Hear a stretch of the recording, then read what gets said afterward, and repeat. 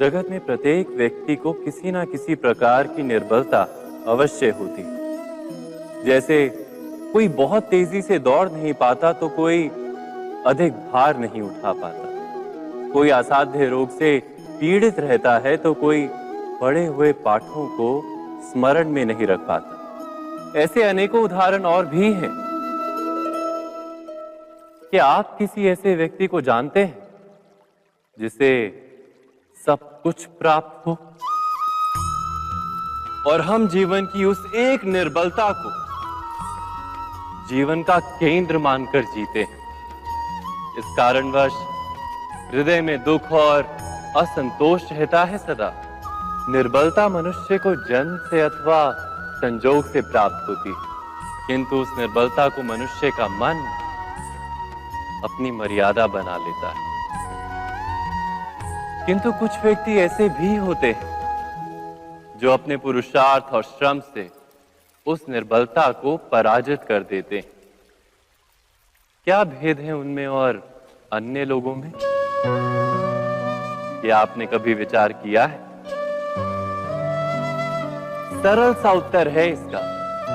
जो व्यक्ति निर्बलता से पराजित नहीं होता, जो पुरुषार्थ करने का साहस रखता है हृदय में, वो निर्बलता को पार कर जाता है। अर्थात निर्बलता अवश्य ईश्वर देता है, किंतु मर्यादा मनुष्य का मन ही निर्मित करता है। स्वयं विचार कीजिए।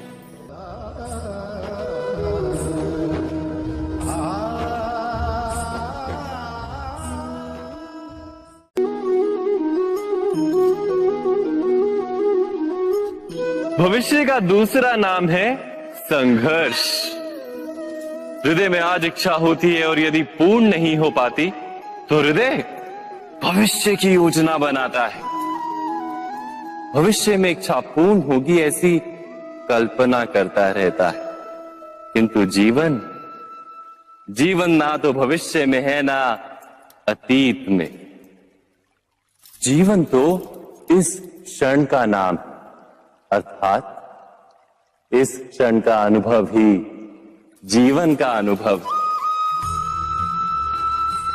पर हम ये जानते हुए भी इतना सा सत्य समझ नहीं पाते।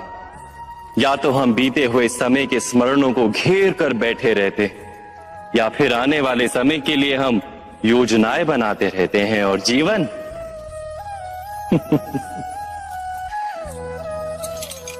जीवन बीत जाता है। एक सत्य यदि हम हृदय में उतार लें कि ना हम भविष्य देख सकते हैं, ना ही भविष्य निर्मित कर सकते हैं, हम तो केवल धैर्य और साहस के साथ भविष्य को आलिंगन दे सकते हैं, स्वागत कर सकते हैं भविष्य का। तो क्या जीवन का हर पल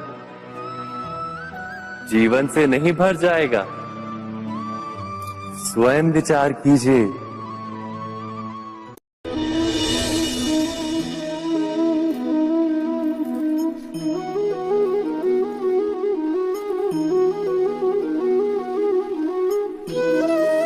ज्ञान प्राप्ति सदा ही समर्पण से होती है, ये हम सब जानते हैं। किंतु समर्पण का वास्तविक महत्व क्या है? क्या हमने कभी विचार किया? मनुष्य का मन सदा ही ज्ञान प्राप्ति में विभिन्न बाधाओं को उत्पन्न करता है। कभी किसी अन्य विद्यार्थी से ईर्ष्या हो जाती है, कभी पढ़ाए हुए पाठों पर संदेह जन्मता है, और कभी गुरु द्वारा दिया गया दंड मन को अहंकार से भर देता है। नहीं, क्या ऐसा नहीं होता? न जाने कैसे कैसे विचार मन को भटकाते हैं, और मन की इसी अयोग्य स्थिति के कारण हम ज्ञान प्राप्त नहीं कर पाते। मन की योग्य स्थिति केवल समर्पण से निर्मित होती है।